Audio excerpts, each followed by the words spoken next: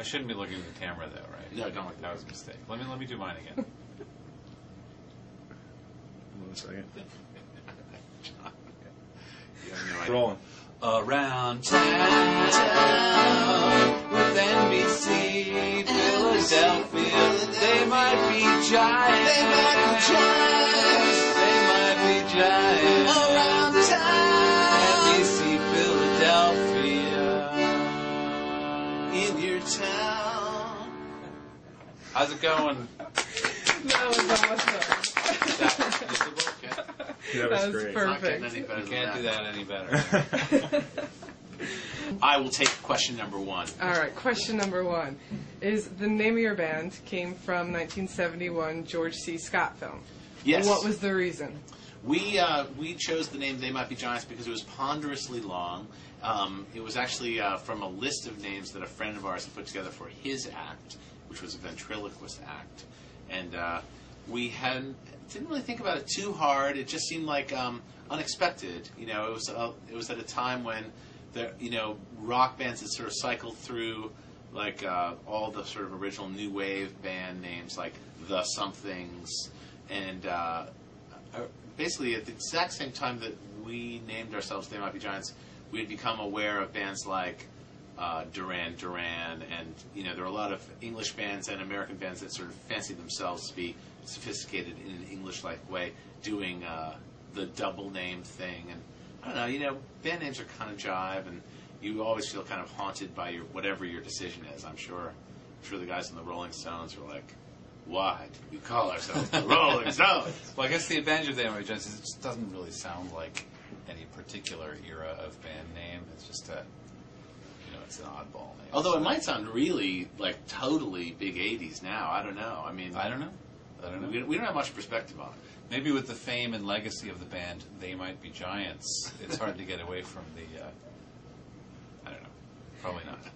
Has it ever haunted you? I mean, have you Well, ever you see regretted your it? name reiterated a million different ways in the headlines and stuff like that. Like, it'll just be like some weird play on it, or, Also, like every season as the New York Giants and the San Francisco Giants go into spring training, or whatever training those people do, there's always headlines that say They Might Be Giants. Yeah. I think that the key sort of amnesty that you get as a band is that if you're around long enough, people don't even think about what the point of the name. Right. People don't remember how dumb the name the Beatles must have sounded when they first thought of it.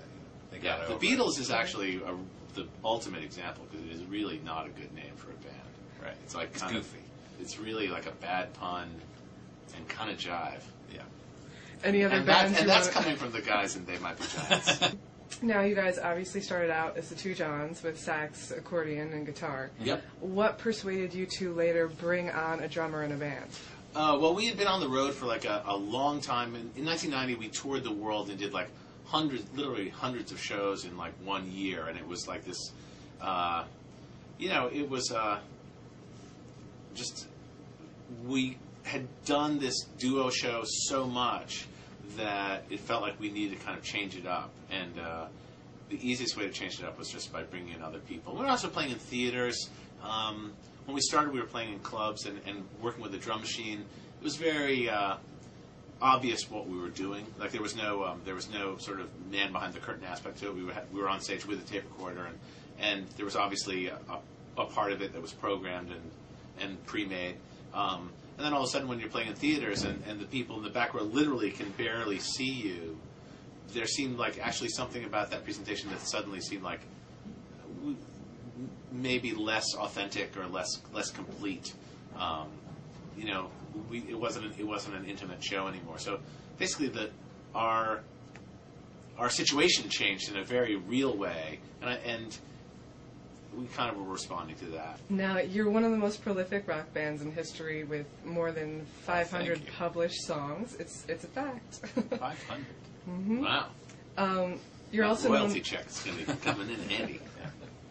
You're also known for playing different sets. Yes. At each show. Do you ever have a tough time remembering all the lyrics? And do you have a Bob Dylan song lyric book?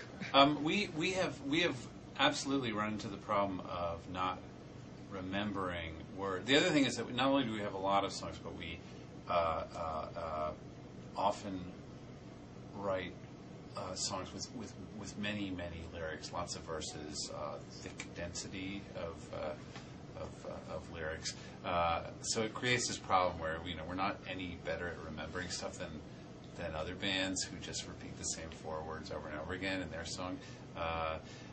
And the tantalizing, the taunting thing that we run into is that the front row of the audience are people who have really committed every single song to memory very, very well, so that when we're in the process of forgetting the words to some song that everybody knows, we're sort of fumbling around watching everybody lip syncing perfectly to the song. And then of course in unison they go, "Ah, you wrecked it!" Yeah, or they blog about Right. it. They scold us over Must the internet. have been stoned. Yeah, they're just at this point they're probably not even disappointed. They're just like, yeah, they blew it again. Yeah. I think we're moving into that Can't sort of seem to remember. grandpa zone with some of our fans. Right, It's like, exactly. I wish they could hold it together, but they're old. But it's nice, we have, and this is a great advantage of having a live band, is that we also have gotten to the point with these guys where we can actually pull songs out. We did this the other night. We thought of a song we hadn't played in years and years, and we just played it once. Everybody remembered it. So we can add stuff into the set kind of willy-nilly. And we'll be playing that song even better rehearsed in Philadelphia. That's right, yeah.